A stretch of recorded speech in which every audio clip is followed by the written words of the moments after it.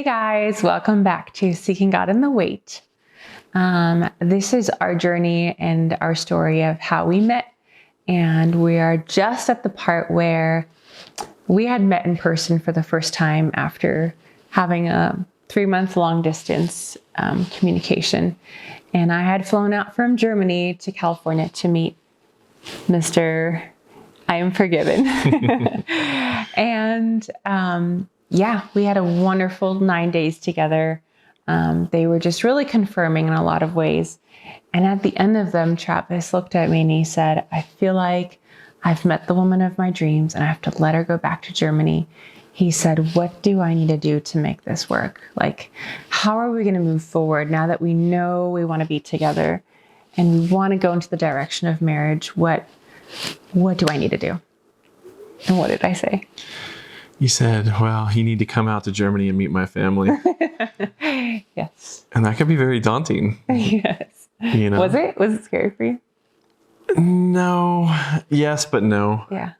It was one of those like... Well, you didn't hesitate. He was like, sure, I'll come. When do I come? Sign me up. Yeah, I think that was the point at which I had met you in person. Mm-hmm. I knew that you're real. You're everything and more than I could ever imagine. Mm-hmm. So I knew like...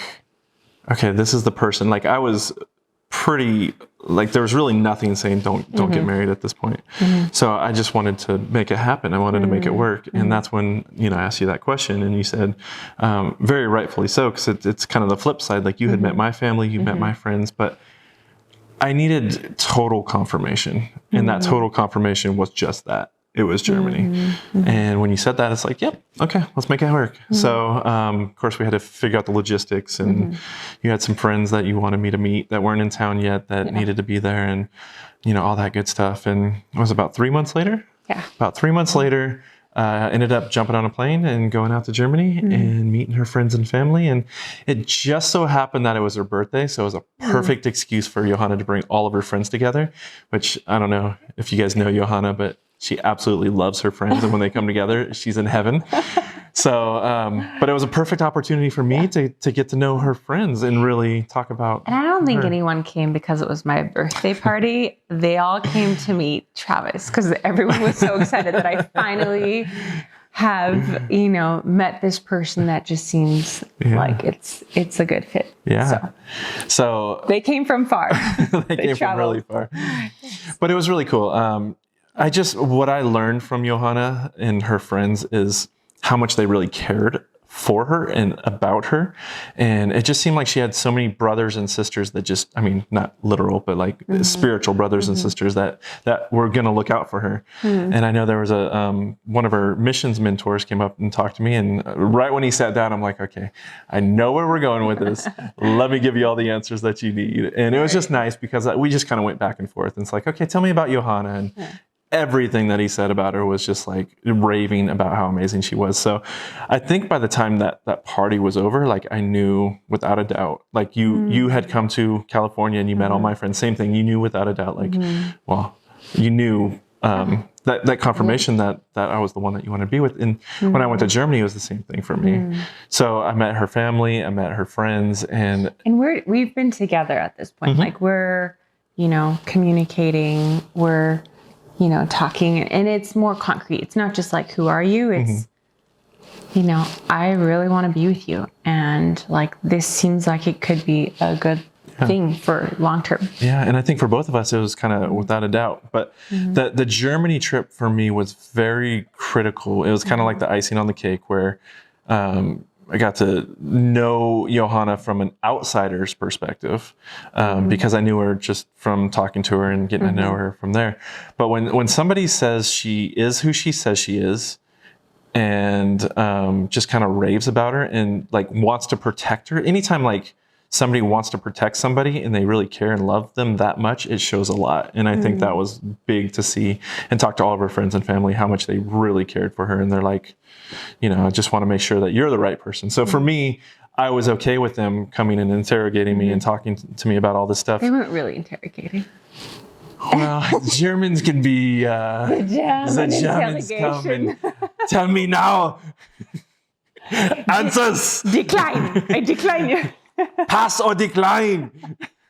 So Oh, gosh. no, but they're fun. They're a lot of fun. Yeah. And I think it was kind of, like I said, the icing on the cake that said, she is the one. And I know for talking to my family, my brother had always said, like, if you don't marry her, you're an absolute idiot. So I think just all the people in my life had confirmed, like, okay, she's amazing. She is who she says she is. You guys are a perfect fit. And so when I was in Germany, like, her side of the family was that confirmation of, like, hey, like, I can't let this pass. Like, there's no way I can let this woman go just because she's who she says she is, and she's amazing. So that was kind of the next step, was going from getting to know each other, texting back and forth. Okay, so I want to know that you're real. And then, okay, what's the next steps? Next step is you meet my family. What's the next steps after that? I'm going to come out and meet your family. So for me, like, I knew without a doubt that she was the one that I wanted to marry. So the question is, well, what do we do next? Right? She's still living in Germany. I'm still living in America or California. And that's tough. Like, I am pretty plugged in at my work right now. I can't really leave. There's You don't speak German. I don't speak German. So Germany, I don't know, would have been a good option. So the question is, like, what do you do then? Where do you go from there? So we talked about it. And for me, it's like, I just had to invite her out to America and see what she would do. She thought she was coming out for 3 months. It's like, just come out. You got a 3-month visa. You're good. Well, I mean, we'd been dating online, or long distance, not online, long distance for, getting to know each other for 6 months, dating for, concrete dating for 3 months. And I was like, well, I was working at a coffee shop, so I didn't have deep roots and like something, very established in Germany at that point. So yeah, I said, on my German passport, I can come out to the States for about 3 months, without needing a visa or anything. So I did. Came out. She came out with a suitcase. 2 suitcases? One suitcase. Yeah.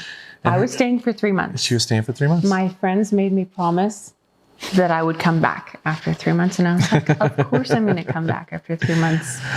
Little did she know that I was doing everything in my power to make it happen to where she would stay. And that's kind of where we went with that one. Yeah.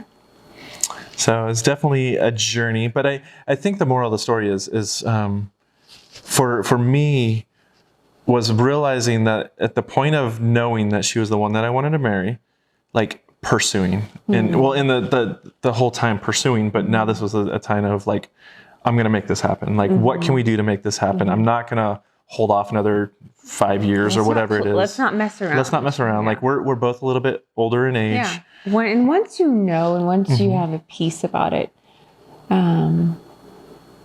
and once, if there's nothing, I would say, like, in the way, even circumstantial things, then to really, go in faith, in prayer, obviously, like, constantly praying. I think until the day that you actually say, like, I do, you're still, there's still that possibility of it not working out, but you're serious about getting to know each other now, not just online, but in person.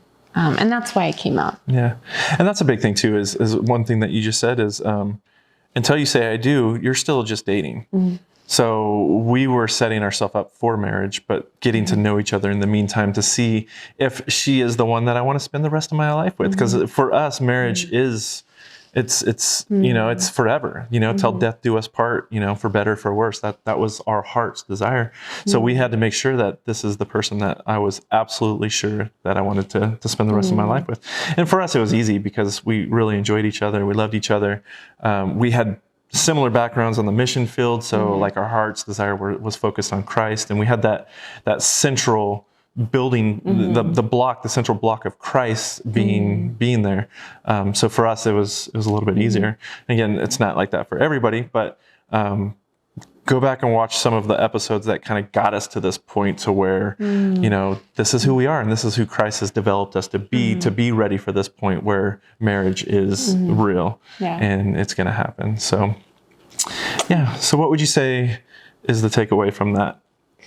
Yeah, I think just, being willing to take steps and risk, like, opening your heart, sharing it with someone that you're getting to know, being transparent, but also taking steps towards, making that happen. Even if it means, moving somewhere for a time.